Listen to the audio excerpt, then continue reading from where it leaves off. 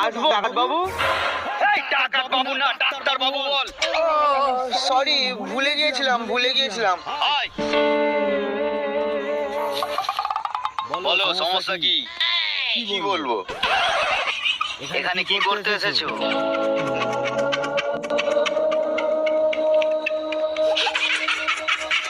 বলছি ডাক্তার বাবু, এগুলো কি ওষুধ? না, এগুলো বাচ্চাদের খেলনা। নাটকটা বন্ধ করে কি রোগ হয়েছে সেটা বলো তো দেখি। আরে ডাক্তার বাবু, আমার ওটাই তো রোগ। বলে ডাকাত বাবু। এই ডাক্তার বাবু, এখানে আমি ডাকাত বসাইছি। আপনি ডাক্তার। বলছি আমার ওটাই রোগ, আমি সবসময় সবকিছু ভুলে যাচ্ছি। তাহলে তো ওষুধ দিলে ওষুধ খেতেও ভুলে যাবে। তাহলে তোমাকে ওষুধ দেওয়া যাবে না, তোমাকে দিতে হবে ইনজেকশন। হ্যাঁ, তাও আবার ছোট দিলে হবে না, বড় মতো ইনজেকশন দিতে হবে। কত বড়?